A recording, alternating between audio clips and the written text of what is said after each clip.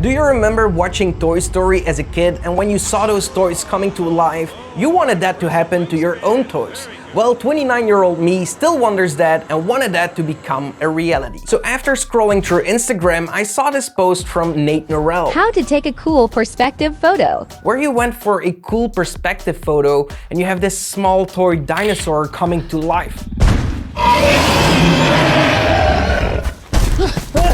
Really cool, so I thought to myself, I should do that.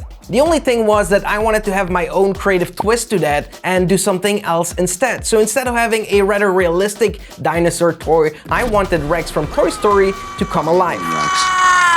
Were you scared? So the first thing that I have done is obviously buy the Rex toy from Disney because we need him in real life as well. And then I also need him in a 3D model. After doing some Googling, I actually found this really incredible Rex model that really looks very close to the real deal, so I decided to use this one. The only thing was that it's for Blender, and I am used to Cinema 4D. So I thought this would be a great opportunity to get to know Blender for the first time and try to get a really cool result.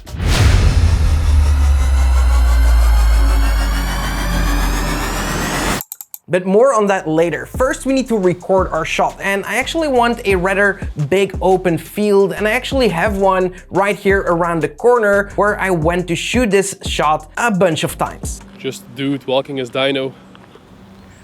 They see me rolling.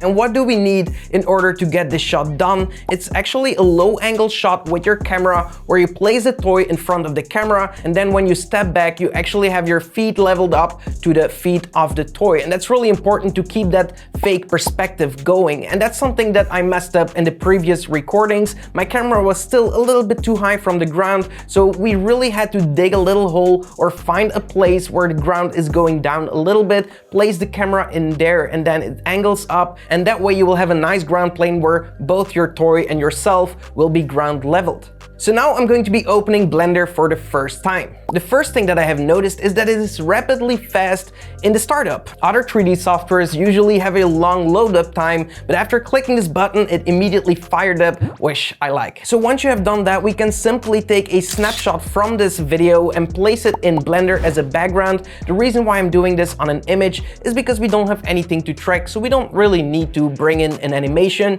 You could though if you really want to do it perfect. Anyway, I now have this shot in Blender, and I can place the 3D model that we have from Rex in Blender as well. And now I'm going to try and position this as proper as I can to my other Rex toy. After that, I'm going to my world options, and I'm going to load an AGRI environment that is quite similar to my environment. We actually didn't shoot a 360 AGRI on location, which would be the better choice, but as it was only grass and a blue sky, I could easily find that on polyhaven.com. So here I found a similar shot and imported that as my environment. So now we have lighting that matches our shot. And now comes the fun part, which I'm just going to rush through because it's just a bunch of work and it's animating inside of Blender.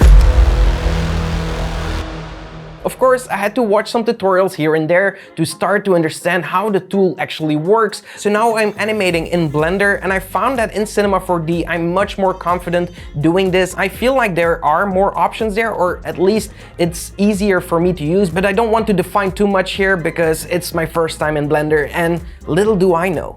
So after that I've done the entire animation through pose mode, I'm finished with this, and now it's time to bring in my textures. This should be as easy as connecting the dots in the node-based material editor, which is pretty similar to Redshift or Octane, which I often use. So I'm connecting the diffuse to the color, and I'm also going to grayscale my textures so I can input them into the bump and the roughness to really spice things up there, playing around a little bit with the material to make it look exactly like the real thing. And luckily I have the real thing, so I can actually look at it, and that's a great way to capture reference. Otherwise, look a bunch of videos and photos. Oh, I'm going for fearsome here, but I just don't feel it. I think I'm just coming off as annoying. After this, I'm going to export it through the render engine Eevee as a PNG sequence with a transparent background. This I am going to import in After Effects. In After Effects, before we start, I have one more thing to do, and that's actually remove Rex from my shot.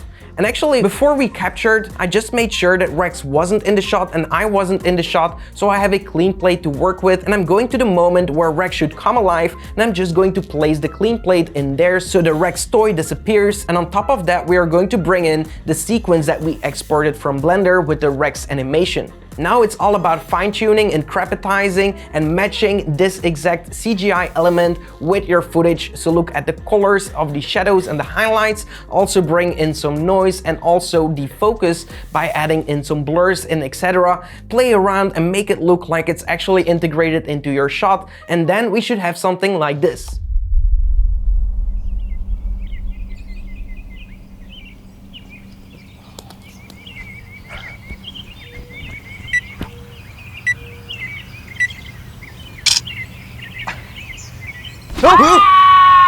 Were you scared? Help me out. You did scare me this time, buddy.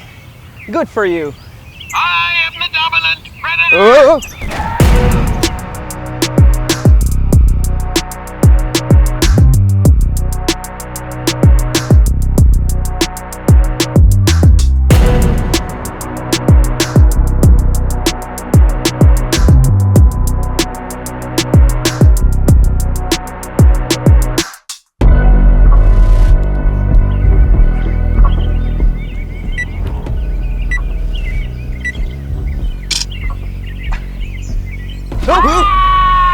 Were you scared? Help me out. You did scare me this time, buddy.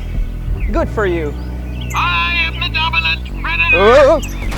Alright, I hope you enjoyed that. If you did, definitely give this video a like. Also be sure to subscribe to the channel if you want to see more, and hit the notification bell to stay notified when I upload new videos. Apart from that, I'm going to leave you with another video of mine right here so you can continue your VFX journey, and I hope to see you in the next one. Until then, create epic videos. Hey, it's me again, Editor. Sorry for interrupting, but you may have noticed that we are sitting in some new awesome chairs. Well, I just wanted to give a quick shout out to Maxnomic for providing us with 4 awesome chairs. Here is what Ignace is saying about it. And it just sits so awesome. Oh. They sure do, so shout out to Maxnomic for providing us with these awesome chairs. Plus, it has my name on the back. How cool is this?